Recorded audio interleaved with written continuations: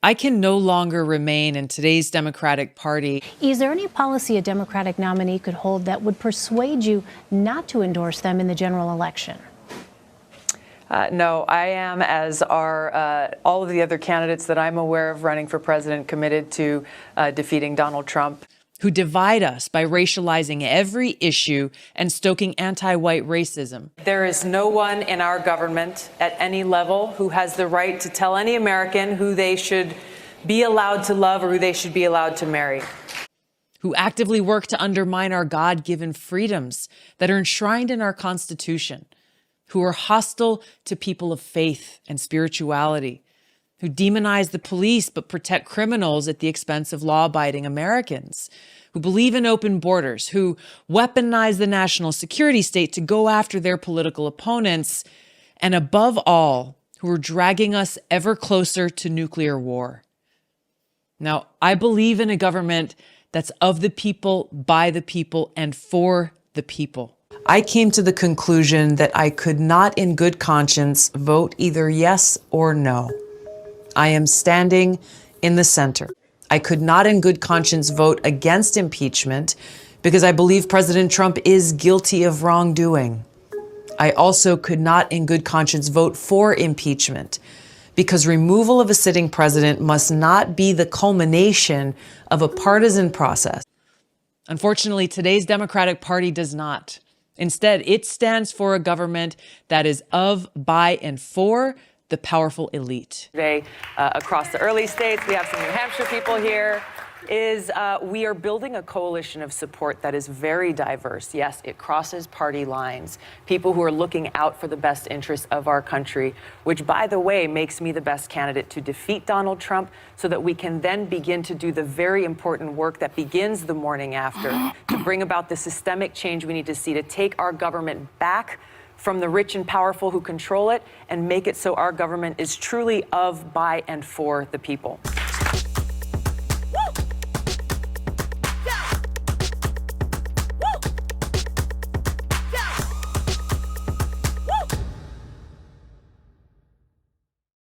Hey guys, what's up? Welcome back to my channel. Today we're going to talk about some big news that has broken as of this morning. The House Representative Tulsi Gabbard has announced that she has left the Democratic Party, or that she's planning to quit the Democratic Party. So I wanted to talk about this not because I particularly care about or care for Tulsi Gabbard, but I found it quite interesting, some of the comments that I was reading online, and I wanted to share my thoughts about it because as a conservative, as a Republican, we tend to get a little easily excited about things, and I just kind of want to bring us back down to earth. So let's go ahead and start with first just getting you up to speed on what's going on here. So of course, I'm going to read an article, and then we're going to talk about a few things that maybe some of you guys don't know or maybe haven't thought about, because my job here is to make you think for yourself. So that's what we're going to do today.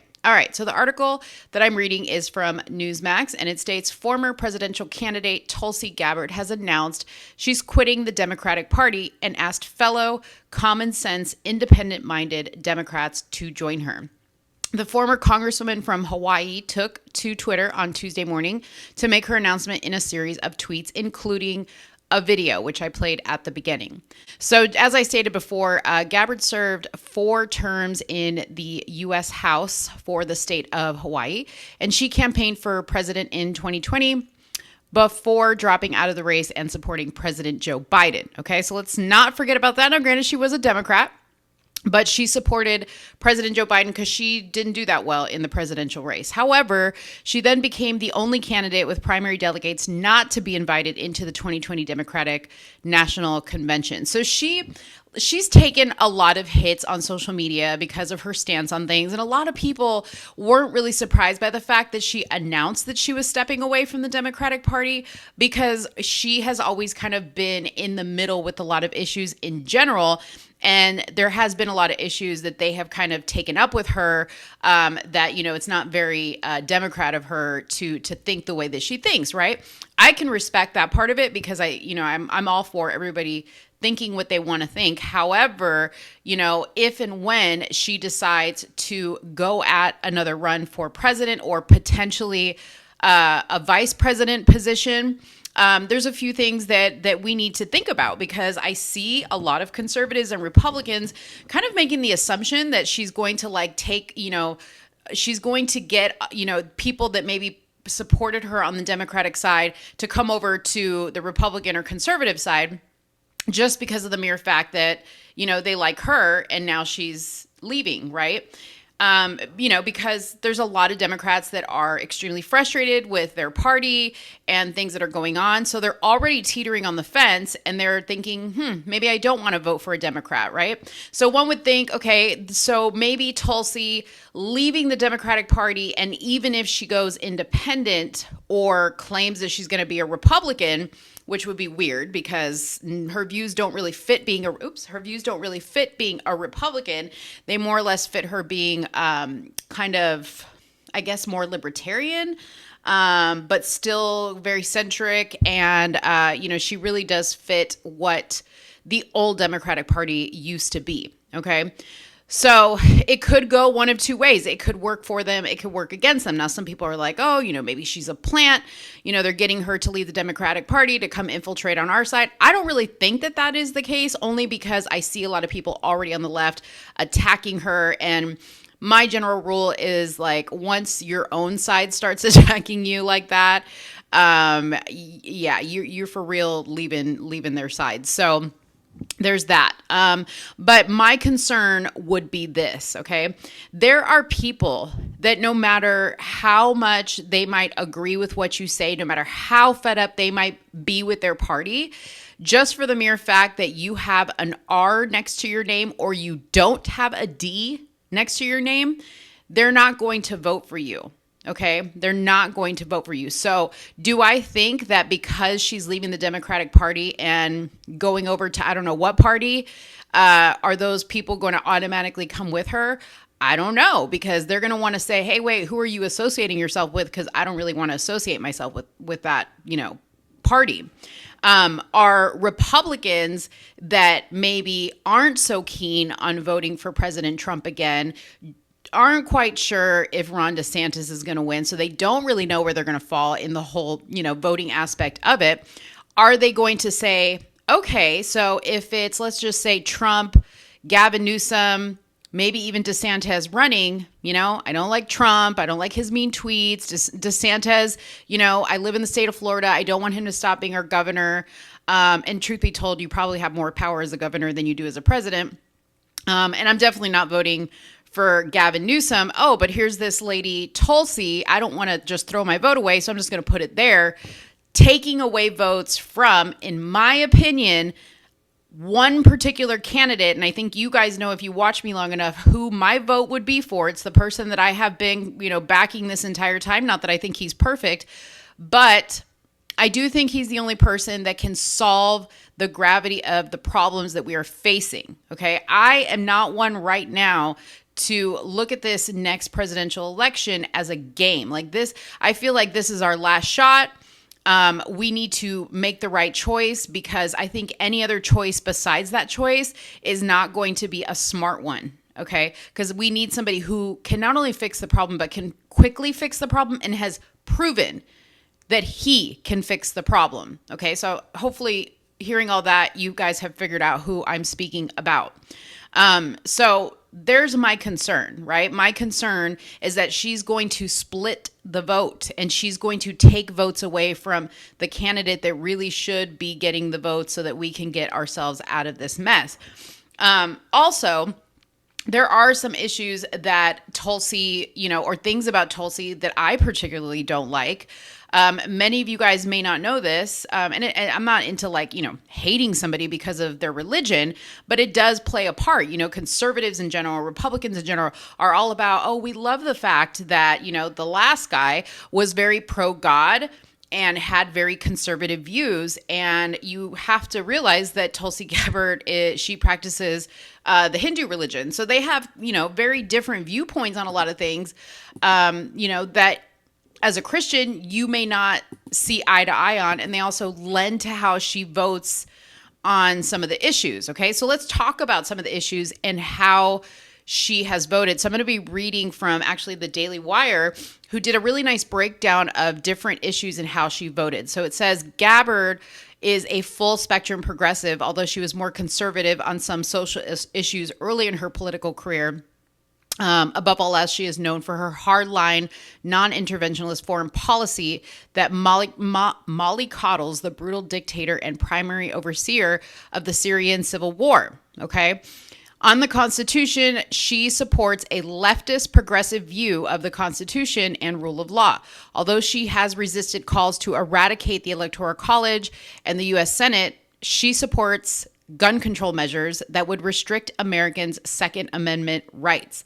Gabbard has opposed charges against infamous national security agencies, leaker Edward Snowden and international scofflaw Julian Assange, each of whom has been viewed positively by some of the Russian civil libertarian community. On the economy, Gabbard supports the reinstatement of Glass-Steagall Act financial services, the Clinton-era repeal of which has been blamed by many leftists as the leading cause of the 2008 financial crisis.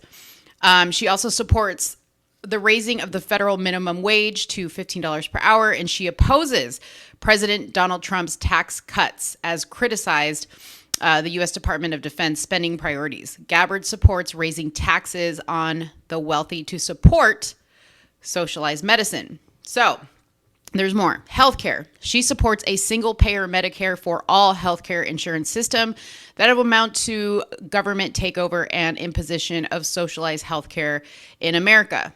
On immigration, she supports amnesty for so-called dreamers and is generally supportive of other amnesty legislative initiatives that would undermine America's sovereignty and empower brutal Mexican cartels and human trafficking rings. She has been a consistently harsh critic of the Trump administration's attempt to secure our border amidst a unprecedented influx there of Central American migrants. On foreign policy, she is known for her hard-line opposition to U.S. interventionism overseas. She is consistently opposes U.S. military engagements in the Middle East and supports bringing home troops from our far-flung locales such as Afghanistan, Iraq, Syria, et cetera, et cetera. Etc. My bad. So I will link this below. Let's talk about her view on abortion. So this is a real hot topic, okay? So Gabbard is empathetically pro-abortion, and like many of her 2020 Democratic presidential nomination challengers, has suggested that she would support repealing the Hyde Amendment, which has historically prescribed taxpayer funding of abortion. She has voted against a proposed 20-week abortion ban. However, in September 2019, Gabbard came out in favor of regulating abortion in the third trimester. Okay? Let's talk about another hot topic, guns. Gabbard supports a myriad of policies that would curtail American Second Amendment rights. She supports universal background checks, which often serves as a rhetorical euphemism for the government, functioning as an intermediary in all private firearm transfers. And she supports a ban on the undefinable subclass of firearms referred to as assault weapons, a line of thought that is taken to its logical conclusion could lead to the banning of all semi-automatic firearms in America. Okay. So I hope that reading through that gave you a little bit better of an idea about who Tulsi Gabbard is. I know that you guys love a comeback story, a recovery story. You know, you love when people say, again, this is going back to my video yesterday. Conservatives love when people say what we want to hear, and then something happens where they do or say something we don't want to hear, and then we're just like, oh my God, I can't believe it. We got to get them out of here.